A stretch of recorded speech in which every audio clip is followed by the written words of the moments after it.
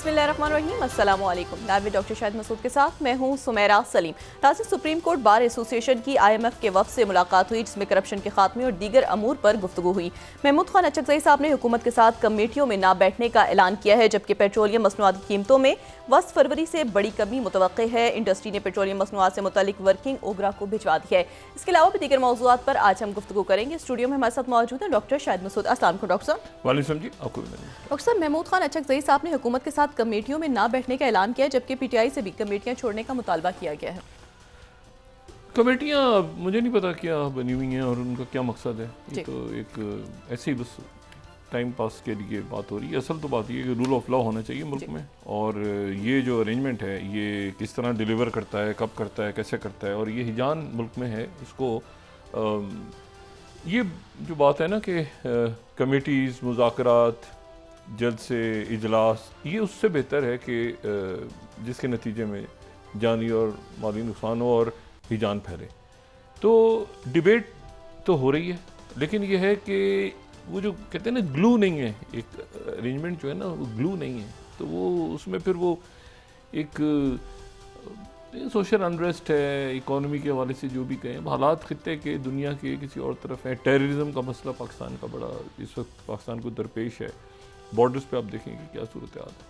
तो मेरा ख्याल है कि ये मतलब मैं इन फ़रोई मामला से जब तक कि कोई बड़ा उसमें मामला नहीं होता, अब बहुत सारे जज साहबान आए हैं, उनको खुशामद, लेकिन वो भी अब भी शायद वो जो फुल कोर्ट की मतलूबा तादाद नहीं है, वो फिर कैलकुलेशन हो रही है और जज साहबान आएंगे। तो मतलब एक ऐसी कुछ है जो खुद ही हम कर रहे हैं और उसके नतीजे में जो है वो फ़ायदा मुल्क को नहीं हो रहा। अच्छा, जो सूरत हाल है ख़ित्ते की तरह दुनिया की, उसका ये पॉसिबल नहीं है कि पाकिस्तान पे इम्पेक्ट ना हो, और आहिस्ता आहिस्ता आहिस्ता आहिस्ता अब जो उसका इम्पेक्ट है वो यहाँ पे महसूस होना शुरू हुआ है पाकिस्तान में, और इसीलिए पाकिस्तान जो है वो फिर उसको आने वाले दिनों के अंदर ये तेज़ी भी आएगी मामलात में, क्योंकि उसकी वजह ये कि हालात दुनिया के ऐसी इतनी तेज़ी के साथ तब्दील हो रहे हैं कि उसमें हम ये जो कुछ यहाँ पे हो रहा है इसमें हम ये अफोर्ड नहीं कर सकते बतौर एक रियासत के। अच्छा, 5-6 वाक़यात को डिस्कस करते हैं एक एक करके, लेकिन यह है कि वो सारे इंटरकनेक्टेड हैं, ठीक है, वो बटरफ्लाई इफेक्ट, सब आपस में इंटरकनेक्टेड हैं, और इसमें कोई भी वाक़या एक जगह हो रहा है तो उसका दूसरे पे असर पड़ रहा है। पहले तो हम स्टार्ट करते हैं ना कि जो अच्छी जो इस हफ्ते बहुत ज़्यादा तनाव बढ़ा और फिर उसके बाद वो ख़ात्मे की तरफ चला गया। ख़ात्मे से मुराद ये है कि ये एक हल की तरफ जा रहा है मामला, और जैसे जैसे सब वो कहते हैं ना आराम सुकून से चैन से, बजाय इसके कि वो सब जज्बाती होके और बहुत ज़्यादा एक्सट्रीम पोजीशन, सबसे मुराद मेरी चाहे वो रहनुमा हों, चाहे वो रियासतें हों, चाहे अफराद हों, वो एक मामले को आगे लेके बढ़ रहे हैं, और वो मामला है, सबसे पहले तो उस पर बात करता हूँ, फिर मैं बाकी मामलात पे आता हूँ। इंडियन प्राइम मिनिस्टर की मुलाकात को भी डिस्कस करेंगे जो प्रेसिडेंट ट्रंप से हुई है, लेकिन सबसे मेरे ख्याल से जो अहम इस हफ्ते में तनाव रहा, और फिर वो परसों कहीं जाके हमने उसका थोड़ा सा अंदाज़ा लगाया था और कल उस पर बात की थी, और आज उसको मज़ीद बात कर लेते हैं। कल जो है वो 3 जो यरगमाली हैं उनको हमास की तरफ से उनको रिहा किया जाएगा, और ये 3 जो यरगमाली हैं इनमें से तीनों मर्द हैं, और इनमें से जो एक जो यरगमाली है वो अमेरिकन, उसके पास अमेरिकन शहरियत भी है और ग़ालिबन इसराइल की शहरियत भी, अमेरिकन शहरियत है। 2 ऐसे हैं लोग अभी जो हमास के पास गज़ा में हैं जो कि अमेरिकन नेशनल्स हैं।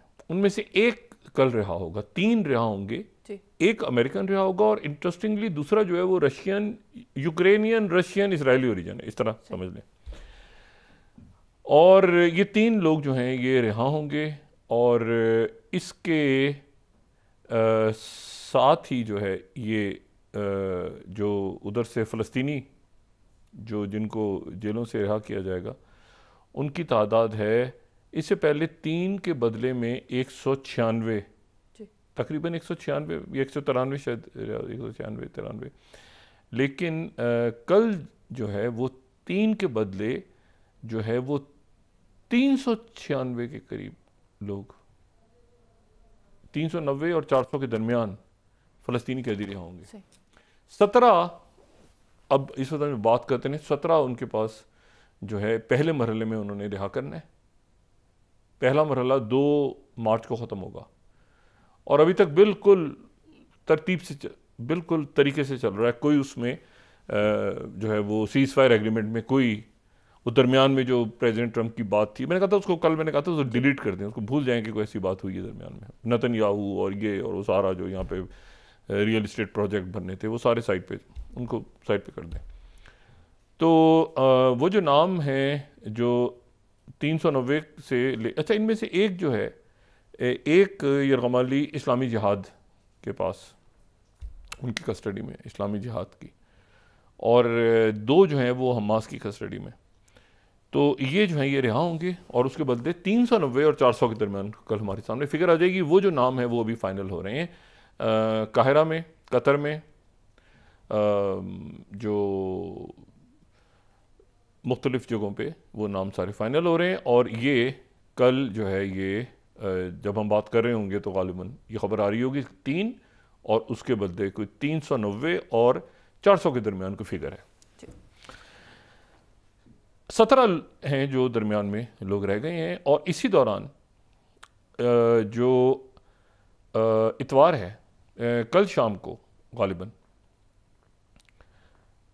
म्यूनिख सिक्योरिटी कॉन्फ्रेंस, जहाँ पे इस वक्त अब से जब हम गुफ्तगू में कर रहा हूँ तो कुछ देर पहले जेडी वैंस जो हैं वाइस प्रेसिडेंट वो स्पीच कर रहे थे और वो यूरोप के रहनुमाओं का रगड़ा लगा रहे थे, रगड़ा। और वो ये कह रहे थे कि आपको ना मसला चाइना से है, ना आपको चाइना से डरने की ज़रूरत है, ना आपको रशिया से डरने की ज़रूरत है, आपको अपने वोटरों से डरने की ज़रूरत है। आपके अंदर, आपके यहाँ जो वोटर्स हैं, आपकी जो पब्लिक है वो क्या सोच रही है उससे डरें आप भूल जाएं कि रशिया और चाइना और बाकी दुनिया, वो उन्होंने पूरा एक कमाल का लेक्चर दिया उन्होंने यूरोप के लीडर्स को। और यूरोप के लीडर जो है वहाँ पे बैठ के सुन रहे हैं और उन्होंने कहा भाई आप जो है अपने अवाम से डरें और उनको फ्रीडम ऑफ स्पीच दें। ये जेडी वेंस ने उनको प्रॉपर और बहुत अच्छा लेक्चर दिया। मतलब ये नहीं कि यूरोप के मैं कोई अगेंस्ट बात कर रहा हूँ, कि मैं कह रहा हूँ कि उन्होंने जो बात की है ना कि अब किसी और से ना डरें, अपने लोगों से डरें। देखिए ना, आपके जो यहाँ पर आपने जो कई दिहाइयों से और सदियों से जो आपका माइंडसेट है उसमें आप फंसे हुए हैं कि जी लड़ाइयाँ होंगी, जंगें होंगी, ये होगा, वो होगा, फलां होगा, और फ्रीडम ऑफ स्पीच नहीं है, ये करो, जंगें लड़ते रहो और ये करो, स्पेंडिंग करो, असला ख़रीदो, ये करो, फलां करो, और उसके नतीजे में आपके लोग पीछे रह गए और आप जो हैं वो किसी और। तो प्रॉपर जो है जेडी वेंस ने आज जो है वो एक उनको प्रॉपर लेक्चर दिया यूरोपीय लीडर्स को। और साथ ही उन्होंने बात ये भी की है कि यूथ आपकी क्या सोचती है, उनसे आप डिस्कनेक्टेड हैं, आपके इश्यूज, रियल इश्यूज क्या हैं आपके, तो वो सारे सुन रहे थे। तो वहाँ पे जेडी वेंस भी हैं और मार्को रूबियो भी हैं म्यूनिख सिक्योरिटी कॉन्फ्रेंस में। और ये म्यूनिख सिक्योरिटी कॉन्फ्रेंस जो है ये मैं जब भी पिछले, वैसे तो एक तवील अरसे से उसको फॉलो करते रहे हैं, लेकिन 2-3 सालों में पिछले मुझे हमेशा जहन में आता है कि म्यूनिख सिक्योरिटी कॉन्फ्रेंस के दिन थे जब जो है ये खान साहब गए थे मॉस्को और वो वहाँ पे यूक्रेन और ये सारा डिस्कस हो रहा था। तो उस वक्त मैं वहीं उधर ही था कहीं, मैं अच्छे शरीफ शहीद तो मॉस्को में थे, लेकिन मैं जो हूँ वो कहीं यूरोप में ये म्यूनिख सिक्योरिटी कॉन्फ्रेंस में आसपास मौजूद था। तो वहाँ पर आप यकीन करें कि सिर्फ ये कहना कि यार इस जंग में ना जाओ, ऐसा लगता था कि जैसे बहुत कम लोग ऐसे थे जिनसे बात करके मैं कहता था कि हाँ भाई ये कोई प्लान बी भी हो सकता है। उनका सवाल ही पैदा नहीं होता। ये 3 से 4 हफ्ते के अंदर जो है ना ये प्यूटन का खेल ख़त्म हो जाएगा, मैक्सिमम 3 हफ्ते 4 हफ्ते, और उसके बाद ये सारे नेटो और ये वो सोच थी जो ज़ाहिर है पूरी दुनिया में थी, बशमूल हमारे यहाँ, हम भी उसी दुनिया का हिस्सा हैं जो कि जिनका ये ख्याल था कि शायद जो उस वक्त जो सोच थी वो यही थी कि जी प्यूटिन तो गए, ठीक है ना। अच्छा, अब उसमें ये कि वो तेज़ी के साथ मामलात तब्दील हुए। तो जेडी वेंस ने भी एक तो लेक्चर दिया, दूसरा ये कि जो मार्को रूबियो हैं उनके जहाज़ एक अजीब सा वाक़या हुआ, वो फ्लाई कर रहे थे वहाँ से सेनेडियो बेस से, तो वहाँ से फ्लाई करते करते कोई ख़राबी जहाज़ में हुई, वो वापस गए, फिर जहाज़ चेंज करके वो जर्मनी पहुँचे हैं। लेकिन वो मेरे ख्याल से जब ज़ेलेंस्की से मुलाकात होगी ना तो दोनों होंगे, जो ज़ेलेंस्की से मुलाकात होगी इस कॉन्फ्रेंस में तो दोनों मौजूद होंगे, यानी सेक्रेटरी स्टेट भी होंगे और वाइस प्रेसिडेंट भी होंगे। और उसके बाद जो सेक्रेटरी स्टेट हैं वो परसों, यानी वो अगर कल ये दिन में हो जाता है सारा सिलसिला, जो यरगमाली और कैदी सारे हो जाएंगे, तो वो कल रात को किसी वक्त जो है वो मशरिक़ वस्ता या वेस्ट एशिया में वो आ जाएंगे। और उनकी जो पहली मुलाकात अरेंज हो रही है वो मिलेंगे नेतन्याहू से इतवार के रोज़, कोई सुबह का टाइम है 10-11 बजे तक। अभी तक जो टेंटेटिव खबर आ रही है वो ये है कि वो 10-11 बजे के करीब जो है उनकी मुलाकात है नेतन्याहू से। उसके बाद वो सऊदी अरेबिया भी उनके दौरे में है और उनके दौरे में यूएई भी है, और फिर फ्लेक्सिबल होता है, वो हो सकता है कतर जाएँ, हो सकता है इजिप्ट जाएँ, हो सकता है किसी और मुल्क में जाएँ, लेकिन ये कि वो वेस्ट एशिया मशरिक़ वस्ता आ रहे हैं। यानी आप ये देखें कि कल 15 है, तो 15 को कोई वो ऑल हेल आउट और ये वो सारा नहीं होने जा रहा। वो जो है कल 3 लोग उधर से और 390 और 400 के दरमियान फिगर जो है वो वहाँ से कैदी, और उसके बाद परसों सुबह उनकी नेतन्याहू के साथ मुलाकात होगी। और उसके बाद वो सऊदी अरेबिया, यूएई, इन मुल्कों में और बाकी भी। अच्छा, एक ज़ाहिर है मुतबादल प्लान तैयार हो रहा है अरब मुल्कों की तरफ से, और उसमें जो है यकीनन बाकी मुल्क भी उसका हिस्सा होंगे। और वो एक तो इजिप्ट का प्लान है, एक सऊदी अरेबिया भी प्लान तैयार कर रहा है। मतलब बात सारी है कि फ़लस्तीनी अपनी ज़मीन को किसी सूरत नहीं छोड़ेंगे, और साथ ही रिकन्स्ट्रक्शन वहाँ कैसे करनी है, बाकी सारे मामला कैसे आगे दो रियासती हल की। देखें, नेतन्याहू को जंग नहीं करने दे रहे। नेतन्याहू आज भी गज़ा पे एक रॉकेट दाग दिया, गज़ा से भी जवाब आ गया एक रॉकेट का। फिर ये कह लेबनान में हम रहना चाहते हैं, वो उन्होंने कहा लेबनान में नहीं, सवाल ही पैदा नहीं होता। वहाँ पे प्रेसिडेंट इलेक्ट हुए हैं भी, और वो आर्मी चीफ वो इसको नेतन्याहू को नहीं जानते। तो बात ये है कि ये नेतन्याहू ने उधर भी कि हम रहना चाहते हैं 18 फरवरी के, उन्होंने कहा नहीं, आप 18 फरवरी तक ही रहेंगे, उसके बाद यहाँ से निकलें, ठीक है, जो आपके साथ सीज़फायर माहिदा हुआ था। तो ये है कि ये अब नेतन्याहू कोई ढूंढ रहा है कि कोई जंग फैले, आगे बढ़े, कोई मतलब उसका कोई किस्सा बचे, लेकिन ये है कि वो जंग जो है ये दूसरे मरहले की तरफ जा रहा है। ये पहला मरहला ख़त्म हो गया, तो यानी ये 2 मार्च को, ठीक है। अब यानी उसका देखें ना, छठा कल पहले मरहले का छठा राउंड होगा, जिसमें कैदियों का, और मैं तो खैर ठीक है, कैदी कह दें, उधर यरगमाली कह दें, जो भी लफ्ज़ यूज़ करें, लेकिन ये कि पीस जो सीज़ फायर है उसका ये 6th राउंड है कल। और उसके बाद जो आगे बढ़ेंगे तो आगे फिर ये होगा कि जी अगर ये पहला क्रॉस हो गया ना, यानी आप समझेंगे 2 मार्च तक पहुँच, तो फिर असल होगा स्टार्ट की जी टोटल विड्रॉल, ये कितना टोटल इसराइल का विड्रॉल, और यानी गज़ा से, और साथ ही फिर उसके बाद ये कि वहाँ पे किस तरह से अगला सेटअप आएगा, कौन से लोग होंगे, वो बाकी सारी बातें बात की। अभी ये है कि ये कम से कम ये तय हो गया है कि 2 स्टेट सोल्यूशन है। मतलब नेतन्याहू ने भी आज कहा है कि जी हम तो सीज़फायर माहिदे के ऊपर उसी पे, तो उसके सीज़फायर माहिदे का तो तीसरी स्टेज में तो 2 स्टेट सोल्यूशन है।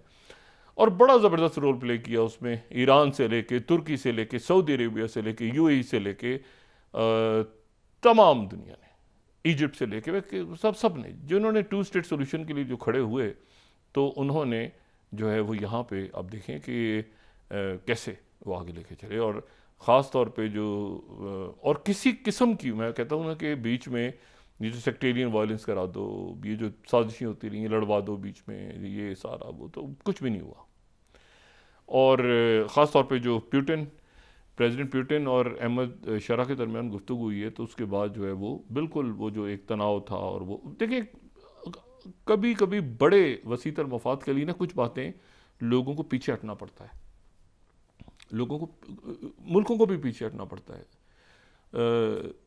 रहनुमाओं को भी पीछे हटना पड़ता है, क्योंकि एक जो मकसद होता है वो, और सबको पता है कि एक जगह ये आग लगती है तो दूसरी जगह फैलती है, दूसरी। और पहले ही आपके जो अफ्रीका देखे नहीं संभला अभी तक, ये नहीं मुल्क संभले जहाँ पे आपने, मैं कोई उनकी तारीफ नहीं कर रहा, वो जैसे भी थे, मगर वो चाहे वो सद्दाम हुसैन हो या जो है वो ये सारे लोग हों, इनके जाने के बाद, ये कद्दाफी हो, तो इनके जाने के बाद कोई मुल्क संभले?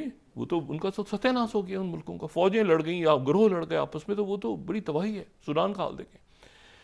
तो ये है कि ये सीज़ फायर मुआहदा आगे बढ़ रहा है। अच्छा, इसमें जो अब तो मार्को रूबियो यहाँ पर आएंगे और यकीनन फिर यहाँ पे उनकी बात भी होगी सऊदी अरेबिया के। सऊदी अरेबिया का जो एक इसमें मुझे इसका इल्म नहीं है, लेकिन एक जो रॉयटर्स ख़बर दे रहा है, वो रॉयटर्स ये कह रहा है कि जी हम भी रॉयटर्स को कोट करते हैं, एक बड़ा जो सऊदी अरेबिया का जो फंड है, इन्वेस्टमेंट फंड, उसकी एक गैदरिंग हो रही है मियामी में। और मियामी में उसकी गैदरिंग है, तो उसमें बड़े दुनिया भर से उसमें लोग आ रहे हैं सारे, और उसके जो स्पीकर्स, उसमें टिकटॉक का CEO और बड़े इन्वेस्टर्स और ये सारे, तो ये हो रही है 19, 20 या 21 को, इन तारीखों में है। लेकिन ये है कि ये रॉयटर्स के हवाले से ही मैं कोट कर रहा हूँ सोर्स, क्योंकि ये अभी तक मुझे नहीं पता कि ये कोई दरमियान में अचानक कोई ऐसी बात हुई है। ये 49th Trump poised to attend Saudi backed conference in Miami in February. अब ये जो कॉन्फ्रेंस है, ये कॉन्फ्रेंस में प्रेसिडेंट ट्रम्प ने अगर जाना है तो ये तो अगले हफ्ते है, ये तो अगले हफ्ते हो रही है, ठीक है। तो ये कॉन्फ्रेंस में अब ये एक्सक्लूसिव करके इन्होंने कहा है, अब सोर्सेज भी हमने कोट कर दी, जाते हैं, क्योंकि अगर ट्रम्प वहाँ पे होंगे तो फिर तो जो वली अहद और वज़ीर आज़म सऊदी अरेबिया भी होंगे, मोहम्मद बिन सुलेमान। तो ये अभी तक कंफर्मेशन नहीं है, लेकिन जो कि रॉयटर्स ने खबर दी है, तो इसलिए हमने रॉयटर्स को कोट करके ये बता दिए। तो अभी देखना है कि क्या वहाँ पे मुलाकात होती है, जाते हैं नहीं जाते, क्योंकि ट्रम्प जा रहे हैं तो फिर MBS भी जाएंगे। अभी तक जो मेहमानों की लिस्ट है उसकी मैं वेबसाइट पे गया हूँ, तो दूसरे स्पीकर्स हैं, ये जिक्र कहीं नहीं है, लेकिन रॉयटर्स की स्टोरी को यहाँ पे बयान करना ज़रूरी। एनीवे, अच्छा, तो ये एक तो, अच्छा, यूरोप में बड़ा शदीद रद्द-ए-अमल है, यूरोप में बड़ा शदीद रद्द-ए-अमल है कि ये प्रेसिडेंट पुतिन की और प्रेसिडेंट ट्रम्प की एक तो डायरेक्ट बात हो गई, और दूसरा ये है कि प्रेसिडेंट मैक्रों जो हैं, देखिए प्रेसिडेंट मैक्रों बड़े, यानी आप कहना चाहिए ना कि दूरअंदेश किस्म के पॉलिटिशियन हैं। यानी उनकी बात आज की और हफ्ते की और 6 महीने पुरानी और 2 साल पुरानी, लेकिन ज़ाहिर है यूरोप के अंदर वो हैं, तो वो उनको बात फिर उसी तरह से जो हालात डेवलप होते हैं। तो आज उन्होंने फाइनेंशियल टाइम्स को एक इंटरव्यू दिया है, और फाइनेंशियल टाइम्स को उन्होंने ये कहा है कि यूरोप मस्ट, जो फर्स्ट जो फाइनेंशियल टाइम्स ने मेन उनकी जो आज वो है, Europe must respond to Trump electroshock says Macron.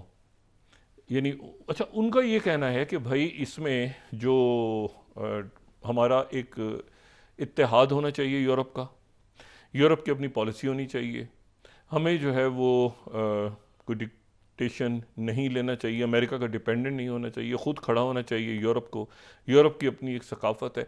ये जो प्रेसिडेंट मैक्रों हैं, ये यूरोप की बात करते रहे हैं हमेशा, मतलब जैसे होता है ना कि एक विजन होता है कि ये यूरोप जो है, और हम क्यों किसी से डिक्टेशन लें, मतलब यूरोप खुद बहुत पावरफुल है, उनकी यूथ है, हमारी इकॉनमी है, तो हम दूसरों की जंगों में क्यों कूद जाते हैं, हम दूसरों के फड्डों में क्यों कूदते हैं, और हम जो है वो क्यों। तो प्रेसिडेंट मैक्रों जो है वो इस तरह से, और वो बात, अच्छा, इससे पहले अगर हम चंद साल पहले चले जाएं, तो प्रेसिडेंट जो मैक्रों हैं, उन्होंने यूरोप को वार्न किया था। अब आप देखें किस तरह से वो बात, वो उन्होंने यूरोप को वार्न किया था, और मैं आपको दिखा रहा हूँ 7 नवंबर 2019 का इकोनॉमिस्ट, उन्होंने कहा था यूरोप को कि Macron warns Europe, NATO is becoming brain dead, America is turning. अब ये देखें आप, 7 नवंबर 2019 को ये सिर्फ जुमले पढ़ें, America is turning its back on European project, यानी नेटो यूरोपियन प्रोजेक्ट है, time to wake up the French president tells the Economist. ये इनका इकोनॉमिस्ट का था और इन्होंने साथ कहा था कि what are we currently experiencing is the brain death of NATO, और ब्लंट इंटरव्यू उन्होंने दिया था और उन्होंने कहा था कि एज ऑफ प्रेसिपी पे खड़े हैं हम और start thinking of self it self strategically, ठीक है, हम अपनी डेस्टिनी हमारे कंट्रोल में नहीं रहेगी। अच्छा, अब ये जो है, ये जब इंटरव्यू आया इकोनॉमिस्ट का, तो न्यूयॉर्क टाइम्स ने इसी इंटरव्यू को फिर उसी तारीख को 7 नवंबर को ही न्यूयॉर्क टाइम्स ने इसकी जो लीड थी उनकी, वो थी मैक्रोन सेज के NATO is experiencing brain death because of Trump. President Trump का ही दौर था ना, तो ये थर्ड स्लाइड हम देखें तो उसमें उन्होंने कहा कि वंडर कि whether NATO is still committed to collective defensive, ये वो सारा यूनिलेटरिज्म की बात की थी उन्होंने अमेरिका ने। अच्छा, और फिर उसके बाद जो है वो उसी दिन 7 नवंबर को ही उस वक्त के जो सेक्रेटरी स्टेट थे उन्होंने शिद्दत के साथ, उस वक्त के सेक्रेटरी स्टेट जो माइक पॉम्पियो, जो अभी जिनको पकड़ा हुआ है या पता नहीं गिरफ्तार किया हुआ है, क्या किया हुआ है, झाड़ पहुँच हो रही है उनकी, तो माइक पॉम्पियो ने उसी दिन रिएक्ट किया था, 4th वॉइस ऑफ अमेरिका दूसरे मेंबर्स के साथ, रिजेक्ट मैक्रोन्स क्लेम के अलायंस इज ब्रेन डेड। अच्छा, डेड भी नहीं कहा था, ब्रेन डेड तो दिमाग पे मतलब है कि एंजेला मर्केल ने भी, बाकी लोगों ने ब्रेन डेड, अभी कैसी जी बात है, डेड नहीं ब्रेन डेड, उन्होंने कहा था नेटो ब्रेन डेड है। अच्छा, अब brain dead actually brain death के बाद ही डेथ होती है, इसमें एक मतलब है कि यूजुअली होता है कि डेथ में उसमें नहीं जाना चाह रहा, लेकिन कई दफ़ा ऐसा होता है ना कि जो है वो हार्ट जो है वो बंदा सांस वेंटिलेटर पे पड़ा हुआ है उधर जो सारा, लेकिन वो ब्रेन डेथ को डिक्लेयर किया जाता है कि फिर डेथ हो गई है, मतलब मौत उस वक्त डिक्लेयर करते हैं डॉक्टर्स, अगर फेफड़े काम नहीं कर रहे तो बंदा जिंदा है, हार्ट के ऊपर सपोर्ट मशीन है तो है, लेकिन ये कि जब ब्रेन डेथ जब डिक्लेयर होती है ना तो एक्चुअली कंप्लीट, तो उन्होंने ब्रेन डेथ भी नहीं, उन्होंने ब्रेन डेथ कह दिया, कंप्लीट। एनीवे, अच्छा, फिर उसके बाद जो है वो प्रेसिडेंट ट्रंप ने रिएक्ट किया और उन्होंने फिर थोड़े दिनों के बाद रिएक्ट किया जब वो क्योंकि मैक्रोन मुसलसल ही बात कर रहे थे, तो BBC हम 5th कोट करें तो 70th जो है वो एनिवर्सरी नेटो की हो रही थी, वहाँ प्रेसिडेंट ट्रंप पहुँचे उस वक्त, तो उन्होंने मैक्रोन को Trump blast Macron brain dead comments at nasty. उन्होंने कहा क्या नास्टी, क्या फजूल बात करता है ये ट्रंप, ठीक है ना, और ये जो ब्रेन डेड का जुमला इस्तेमाल किया, नास्टी। अच्छा, अब आ जाएं जनाब आप 2025 फरवरी, अब यहाँ वो सारे बैठे हुए हैं और वो सुन रहे हैं कि जी आपको कोई नेट को अमेरिका कोई रशिया से ख़तरा नहीं है, आप पैसे नहीं देते ये नहीं कि माइक पॉम्पियो पता नहीं कहाँ पड़े हुए हैं, और JD वैंस वो लेक्चर, पूरी लेक्चरिंग हो रही है, प्रॉपर जो है ना झाड़ पहुँच हो रही है वहाँ पे। यूरोप के लोग कह रहे हैं कि ये कैसे हो गया, ये मतलब अब क्या करना है, कैसे आगे जाना है, क्या मामलात किस तरफ जाएंगे, क्या होगा पता नहीं सारा, तो ये जो है ये बड़ी एक अजीब सी सूरत हाल डेवलप हो गई। अच्छा, इसी दौरान जो है वो इनसे मुलाकात होगी जो JD वैंस से और जो वाइस प्रेसिडेंट और सेक्रेटरी स्टेट से ज़ेलेंस्की की मुलाकात होगी, लेकिन इसके दौरान ये तो मुलाकातें हो रही हैं ना, JD वैंस उधर हैं जनाब, वो उससे पहले सेक्रेटरी डिफेंस वहाँ चले गए, वो जो हेक्सेट पैते हेक्सेट वो गए, वो उन्होंने बात की, उसके बाद सेक्रेटरी स्टेट जा रही हैं सारी। एक मुलाकात बहुत ज़्यादा हाईलाइट नहीं हुई, और वो जो ट्रेजरी सेक्रेटरी है ना, ख़जाने की कुंजी, वो यूक्रेन आए हैं, और एक बात उन्होंने ज़ेलेंस्की के साथ की है, और ज़ेलेंस्की के साथ उन्होंने ये बात की है कि भाई वो 500 बिलियन के जो रेयर अर्थ मेटल्स हैं उनका क्या करना है। यानी प्रेसिडेंट ट्रंप की जो कॉल है और अभी जो मुलाकात होनी है, इसके दरमियान ये बात चली है कि 500 बिलियन के तुम्हारे पास जो पड़े हुए हैं rare earth metals, minerals, metals ज़्यादा मुनासिब, एलिमेंट्स कह दें, उसमें देखें ना, अगर हम जो एलिमेंट्स का चार्ट है तो उसमें से 17 हैं, तो 17 में से 15 तो एक ही लाइन से हैं।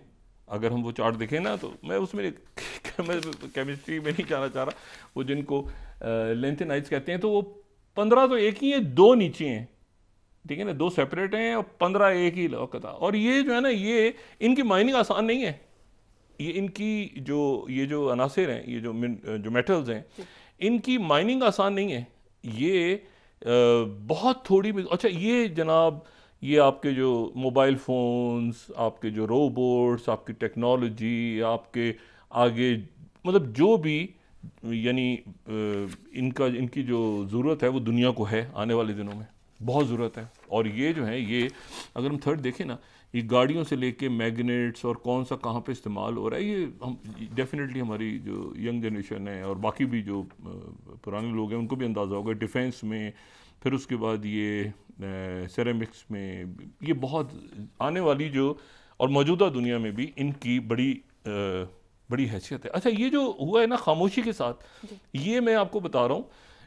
8th स्लाइड हम कोट कर देते हैं यहाँ पे कि US treasury secretary meet Zelensky, उन्होंने खामोशी से ड्राफ्ट दी है भाई कि ये बताओ कि उन क्रिटिकल मिनरल्स का क्या करना है। ठीक है, अब इनको मिनरल्स कहते हैं, मेटल्स कहते हैं, एलिमेंट्स कहते हैं, कुछ भी कहते हैं, बहरहाल ये इस पे अल्फाज का हेर फेर है। और फिर जो टेलीग्राफ है वो ये कह रहा है Ukraine will give US rare earth minerals in exchange for security shield. NATO नहीं होगी, नेटो नहीं होगी, ना फौजी होंगी नेटो की, ना पैसा दिया जाएगा। हाँ, जब मामला तय हो जाएंगे प्रेसिडेंट पुतिन से तो तय हो जाएगा कि वो हमला नहीं करेंगे। प्रेसिडेंट पुतिन क्यों हमला करेंगे? वो प्रेसिडेंट पुतिन तो कह रहे हैं कि भाई ये इसको न्यूट्रल स्टेट बना दो, नेटो का हिस्सा ना बनाओ, जिसपे वो कहते हैं कि बिल्कुल ठीक है ट्रम्प, ये तो कोई हमला हमला तो उन्होंने नहीं करना, वो तो उसको हिस्सा समझते हैं अपना, यूक्रेन को। तो ये लेकिन साइट के ऊपर जो है ये बात हो गई। वॉइस ऑफ अमेरिका ने अभी थोड़ी देर पहले बताया है, ये साइट पे चल रही बातें, ठीक है ना। यूक्रेन एंड यूएस 10th के Ukraine and US way critical minerals agreement, वो एग्रीमेंट जो भी है वो जो है वो बिल्कुल ठीक हो गया। और राइटर्स कह रहा है कि ट्रम्प ऑफिशियल से कि मिनरल्स डील अगर हो जाएगी तो कीव को फिर पोस्ट वॉर सिक्योरिटी शील्ड मिल जाएगी, कोई मसला नहीं है।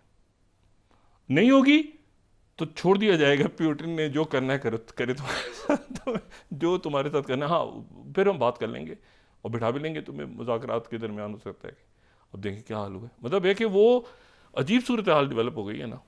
तो एनीवे, अच्छा जो रेयर अर्थ मेटल्स है ना पूरी दुनिया में सबसे ज़्यादा चाइना के पास है। ये अगर हम 2024 का देखें ना, सेकंड सबसे ज़्यादा 44% चाइना के पास है, फिर वियतनाम है, फिर ब्राज़ील है। और ये मैं यहाँ कोट कर रहा हूँ यूएस जियोलॉजिकल सर्वे 2024 को। अगर हम इसको थोड़ा सा स्लाइड को ऊपर करेंगे तो इसकी सोर्स हम दिखा सकेंगे अपने व्यूअर्स को। ये जो है ये मैं 2024 का यूएस जियोलॉजिकल सर्वे की जो रिपोर्ट है वो कोट कर रहा हूँ। अच्छा, सबसे ज़्यादा हो गया चाइना के पास, फिर हो गए आपके ये 22% वियतनाम के पास, फिर हो गए ब्राज़ील के पास, फिर हो गए रशिया के पास, फिर हो गए इंडिया के पास, फिर हो गए रेस्ट ऑफ द वर्ल्ड। अच्छा, अब ये वो है जिसके ऊपर जब ये टैरिफ का फटा पड़ता है ना, तो इससे पहले जब पड़ा था तो चाइना ने, क्योंकि अमेरिका जो है वो चाइना से लेता है रेयर अर्थ मिनरल। भाई अमेरिका कहाँ से लिस्ट में तो रेयर अर्थ मिनरल है ही नहीं ना, अमेरिका कहाँ है इसमें, इस मैप में तो अमेरिका ही नहीं, या अमेरिका या चाइना या वियतनाम या ब्राज़ील है या रशिया। तो वो जो सारा है तो उधर से वो 10 चीज़ों पे टैरिफ आगे पीछे दाएं बाएं सारा करते करो तो चाइना रेयर अर्थ मिनरल रोकता है ना, तो उधर से फिर एक सारा रुक जाता है, ठीक है ना। भाई कोई जूते, कोई डब्बे, कोई सब्जियां तो 10 जगहों से आप ले सकते हैं, ये रेयर अर्थ मिनरल कहाँ से लेंगे? तो अब ये है कि अब अमेरिका ये चाह रहा है कि भाई ये किसी तरह ये मामला तय हो जाए यूक्रेन के साथ। अब चाइना और रशिया का क्या आगे प्लान है वो अलग कहानी है। मैंने आपसे ना इसकी माइनिंग बड़ी मुश्किल है, इसकी माइनिंग इतनी मुश्किल है कि इसकी में एक तो बड़ा अरसा लगता है, फिर बहुत बड़े बड़े पत्थर चट्टाने, थोड़ा सा मिनरल है अंदर, और फिर उसमें जो वेस्ट है, जो क्लाइमेट पूरा वो सारा जो इर्द गिर्द का माहौल सारा ख़राब होता है। अच्छा, तो ये सारा मामला, ये वो मामला है जिसके ऊपर आप जो भी टैरिफ लगाएं ना, तो इसके ऊपर चाइना जो है वो जवाब में, क्योंकि अमेरिका डिपेंडेंट है टोटल रेयर अर्थ मिनरल लेने चाइना से लेता है वो। अच्छा, आप ज़रा वक्फा लें तो उसके बाद बात करते हैं। टैरिफ का जिक्र आ ही गया है तो ज़रा बात करते हैं कि कल तबसरा करते हैं इस पर कि इंडियन प्राइम मिनिस्टर मोदी और जो प्रेसिडेंट ट्रम्प के दरमियान मुलाकात, क्या खोया क्या पाया, क्या उसके मजमूई। जी नाज़रीन, वापस आते हैं छोटे से ब्रेक के बाद।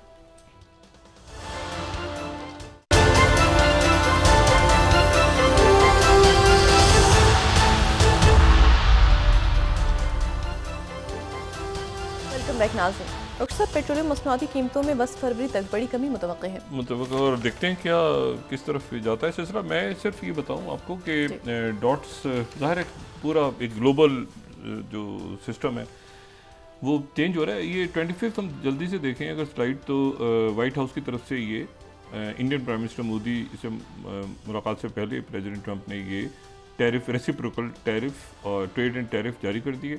और फिर 26 में इसकी फैक्ट शीट भी है कि प्रेसिडेंट ट्रंप जो है वो फेयर रेसिप्रोकल प्लान। अच्छा, अब इसमें यह है कि मतलब सारे मुल्कों के साथ मतलब आपकी तरफ से 5% है टैक्स, तो इधर से भी उतना ही, जितने मुल्कों के साथ जितनी तिजारत हो रही है उतना ही है, चाहे कोई दोस्त हो या कोई अलाय हो या सब उन्होंने इक्वल कर दिया सबको। ठीक है, सबको पहले था ना एक मुल्क पे लगाना है, दूसरे पे लगाना है, उन्होंने पूरी दुनिया पे अब सबको रेसिप्रोकल टैरिफ कर दिया। ये हिसाब किताब सबके साथ बराबर, बजाय इसकी मैं हर रोज़ बात करूँ। जिसके साथ जितनी तजारत हो रही है उतना ही वो पे करेगा।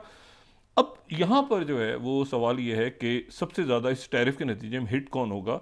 तो यहाँ पे ब्लूमबर्ग अगर 6th हम दिखाएं तो ये 6th में जो सबसे ज़्यादा हिट हो रहा है वही हिट हो रहा है जो सबसे ज़्यादा जिनकी जो इम्पोर्टर्स हैं।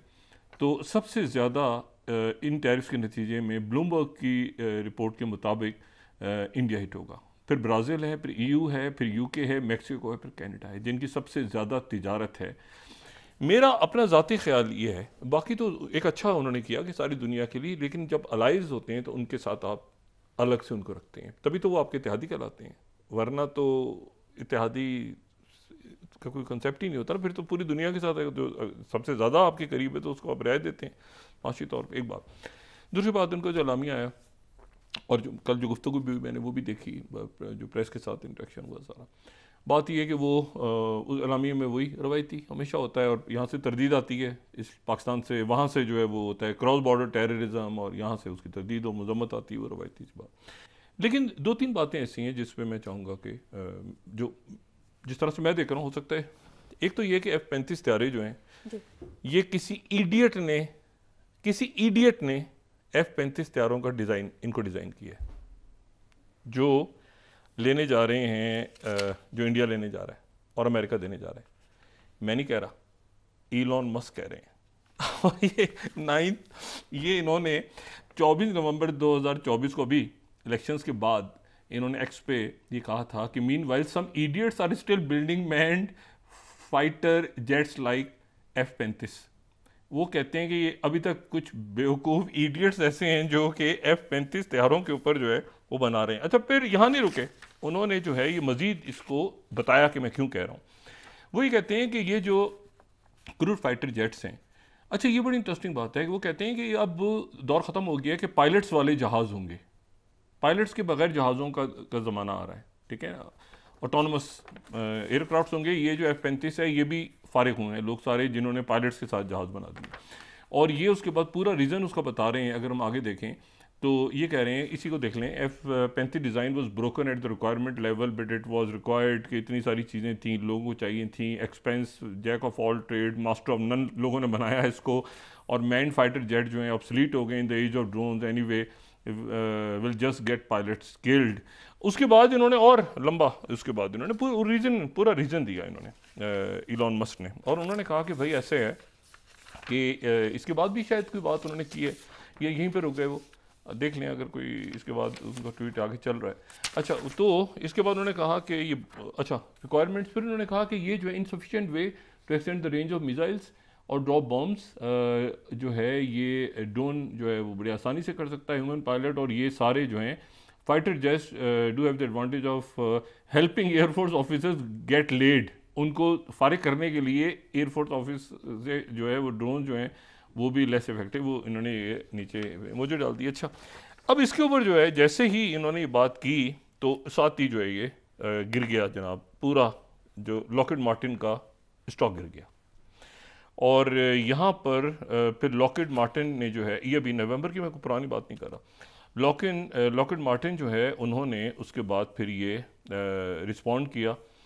14th telegraph, Elon Musk F-35 idiot remark was wrong says Lockheed Martin boss. उनके बॉस ने रिएक्ट किया कि भाई ये गलत बात है, हम इडियट नहीं हैं।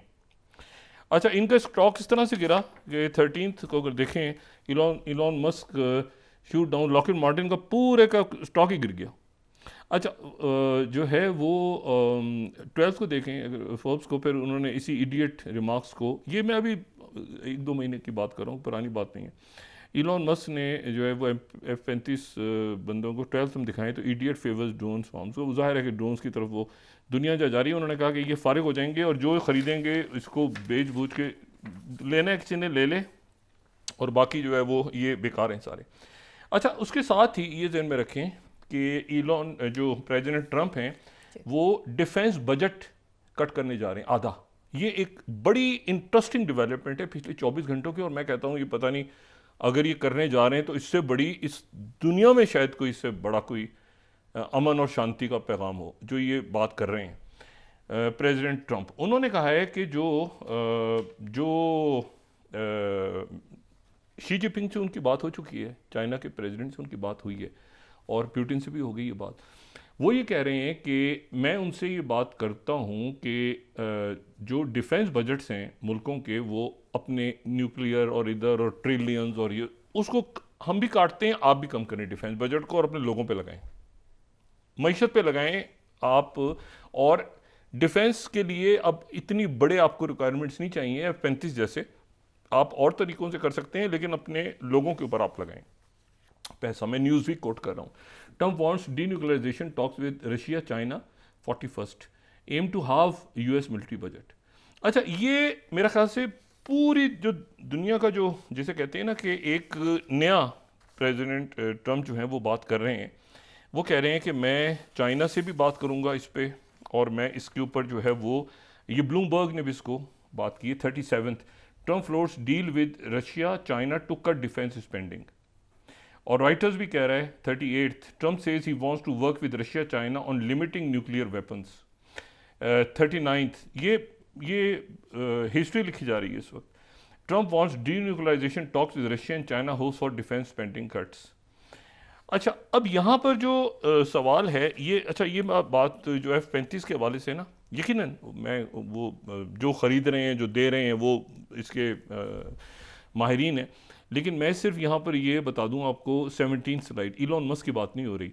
17 US टुडे ने अभी कहा था कि more problem for the costly F-35 तैयारे another just fell from sky. ये गिर रहे थे, बहुत ज़्यादा भी गिरा है। 29 जनवरी का मैं US टुडे बता रहा हूँ। और 18 स्लाइड बड़ी इंपॉर्टेंट है, ये 8 जून 2023 में, has the pentagon learn from F-35 debacle, ठीक है।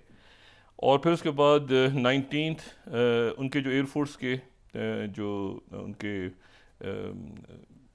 आला अहदेदार थे, उन्होंने ये कहा कि एयरफोर्स NGAD प्रोग्राम जो है वो repeat serious mistake associated with F-35। और नेशनल इंटरेस्ट ने फिर उसके बाद 20 स्लाइड, इस पर पूरा एक उनका डिटेल अभी नवंबर में 15 नवंबर को आया कि F-35 fighter has failed to meet the annual mission capable goal 6 years straight. तो ये चूँकि ट्रिलियंस ऑफ डॉलर्स का है सारा सिलसिला, तो ठीक है, इसको लेना चाहें तो जिसने लेना है ले, लेकिन ये 19 मुल्क ले रहे हैं। अब इस पर अरसर नौ गौर हो गया। और इम्पॉर्टेंट बात यह है कि अगले 24 घंटों में, 48 घंटों में, 72 घंटों में आपको डिफेंस का बजट काटते हुए नजर आएंगे प्रेसिडेंट ट्रंप। डिफेंस का बजट, वो कह रहे हैं कि इतने महंगे जो है आने वाली दुनिया में, इलॉन मस्क का कहना है कि ये बड़े बड़े जहाज़, बड़े बड़े तैयारे, ये जो है इससे जदीद टेक्नोलॉजी के साथ काम होगा। अच्छा, फिर उसके बाद जो है वो एक और बात हुई है उसमें, मैंने आपसे कहा ना 2 बातें तो ठीक, वो जो ये तो रवायती सी बात है ना, क्रॉस बॉर्डर टेररिज्म, मजम्मत हमारी तो, वो जो मुंबई अटैक वाला बंदा, वो भी ठीक है। ये जो बात है F-35 तैयारों को गौर करें। दूसरी जो बात हुई है वो बांग्लादेश के हवाले से इंपॉर्टेंट हुई है, चाइना और बांग्लादेश के हवाले से। देखिए, चाइना के साथ तो उनकी बातचीत हो रही है, वो तो कह रहे हैं ना कि मैं न्यूक्लियर पे बात करूंगा। चाइना ने, बल्कि मॉस्को ने कहा है कि हम अपनी तरफ बुला लें, ऐसा करें कि आप भी आ जाएं, शी जिनपिंग भी आ जाएं। इस वक्त एक और लेवल पे बात हो रही है। लेकिन जो असल बात है वो ये कि इलॉन मस्क जो हैं वो कल क्या कर रहे थे, अब हमारे सामने तो वो मिले, उनसे बात हुई, और जाहिर है कि वो उसके बाद उनकी किसी और से भी बात हुई, टेलीफोन पे, और जिनसे उनकी बात हुई टेलीफोन पे बात हुई, और उन्होंने ये आपस में रब्ता हुआ। डॉक्टर यूनुस जो बांग्लादेश के हैं, उनकी बड़ी तवील गुफ्तगू हुई जो इलॉन मस्क के साथ, और ये जहन में रखें ये टेलीफोनिक गुफ्तगू है, ये वो इस तरह से वाली होती है। दोनों ने बात की है, और उसके बाद स्टार लिंक को कैसे बांग्लादेश में लेकर आना है, कैसे आगे चलना है, कैसे वहाँ स्पेस देनी है। भूटान में भी आ रहा है स्टार लिंक। तो ये मैं यहाँ पे कोट कर रहा हूँ 57th, ठीक है, ढाका ट्रिब्यून, और फिर मैं कोट कर रहा हूँ 58th बिजनेस स्टैंडर्ड, और फिर मैं कोट कर रहा हूँ Daily Star, Mohammad Yunus, doctor Yunus और इलॉन मस्क की गुफ्तगू हुई है स्टार। अब वहाँ ये बात हो रही है, यहाँ वो इलॉन मस्क वहाँ उनसे बात करके, टाइमिंग्स देखे ना, उनसे बात करके वो उधर गए हैं, तो वो सवाल हो गया कि क्या डीप स्टेट जो है उसने ये डॉक्टर यूनुस की हुकूमत गिराने में कोई रोल प्ले किया है। तो उन्होंने कहा, अच्छा इलॉन मस्क की इस दौरान बात हो रही है, तो उन्होंने कहा अच्छा इलॉन मस्क, उन्होंने अच्छा इनको पता नहीं था क्या था, पता नहीं गूफ अप हो गया, क्या हो गया, उससे ना खपड़ी होती है, तो आपको आप देखते हैं कि उधर उधर क्या क्या हो रहा है। वो इलॉन मस्क की उधर बात हो रही है। प्रेसिडेंट ट्रम्प ने कहा कि अच्छा इलॉन मस्क से क्या बात, वो मैं उससे बात करूंगा, इलॉन मस्क ने क्या बात की आपसे आगे। इलॉन मस्क जो है वो बांग्लादेश में फाइनलाइज कर रहे हैं। यहाँ इंडिया में मसला ये है कि इलॉन मस्क जो है उनका मामला जो है वो अंबानी साहब की जो GIO जो भी उनका है वो सस्ता है, उनकी मार्केट उनको नहीं इंडिया देगा, मार्केट देगा तो वो वहाँ पे फिर अजीब सा मामला हो जाएगा, वो स्टारलिंक को जगह, तो वो भूटान में और इधर वो शायद बात वो बांग्लादेश के साथ सेट हो गया मामला डॉक्टर यूनुस के साथ। डॉक्टर यूनुस को शायद वो इलॉन मस्क बुला भी रहे हैं और वो जा भी रहे हैं, उधर डायरेक्ट हो गया। उधर ये बात हो रही है कि डीप स्टेट, उन्होंने कहा जी मुझे तो नहीं पता डीप स्टेट, ये प्राइम मिनिस्टर मोदी से पूछें। अच्छा अब वो प्राइम मिनिस्टर मोदी से, और बल्कि एक बात प्रेसिडेंट ट्रम्प ने और कही है, वो कहते हैं कि भाई जब चाइना की बात है तो उन्होंने कहा अच्छा यहाँ इंडिया में बाद में पता चला कि ये इलॉन मस्क की और ये तो डॉक्टर यूनुस की बात हो रही है, ये तो एक सवाल ही अजीब सा हो गया कि मतलब हम कह रहे हैं कि वो डीप स्टेट नहीं किया, वो उधर बिजनेस के मामला तय हो रहे हैं। दूसरा ये हुआ कि प्रेसिडेंट ट्रंप ने कहा, उन्होंने पूछा चाइना भी क्या करें, उन्होंने कहा मैं शी जिनपिंग को जानता हूँ, मेरा बड़े अच्छे दोस्त हैं, बहुत अच्छा आदमी है, बहुत ज़बरदस्त, मेरी ज़ाती दोस्ती है, इंडिया के साथ ये बड़ा बड़ा फटाफटा चल रहा है, तो ऐसा है कि मैं बात करता हूँ शी जिनपिंग से और ये इस मामले को ख़त्म करवाता हूँ। अब प्राइम मिनिस्टर मोदी खामोश।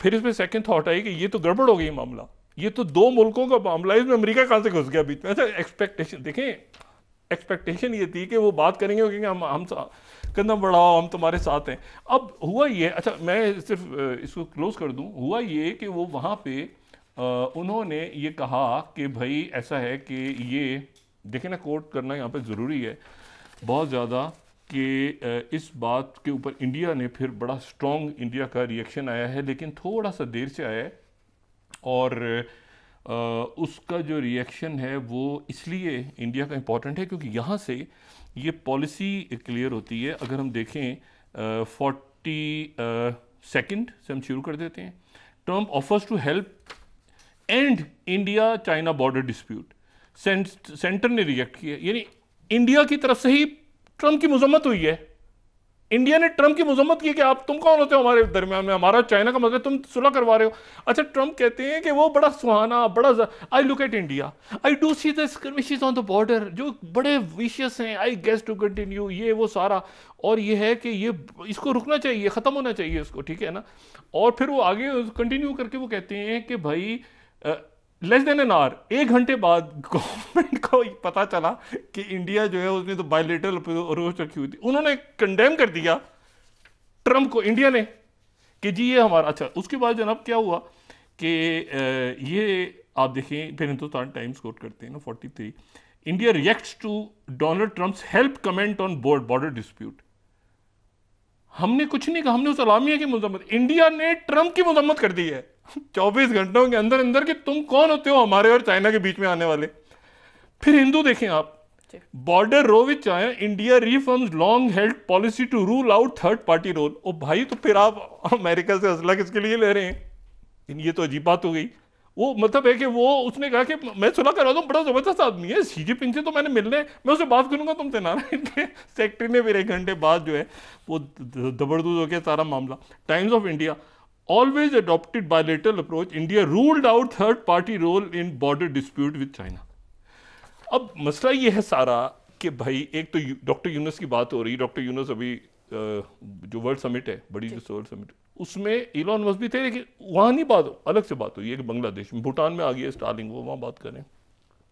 F-35 पे देख लें भाई क्या करना है क्या नहीं करना। दूसरी बात ये कि असला जो है वो, अगर चाइना, ट्रंप ने कहा कि मैं शी जिनपिंग से बात करता हूँ ना, अच्छा तो फिर ये किसके खिलाफ बन रहा है इत्तेहाद? ये देखिए अभी ये कंफ्यूजन है कि ये इत्तेहाद, फिर ये अगर ट्रंप कह रहे हैं कि मुझे बड़ा दुख हो रहा है देख के ये आप लोगों की जो लड़ाई हो रही है, तो मैं शी जिनपिंग से बात करता हूँ, वो प्राइम मोदी ने कहा ठीक है।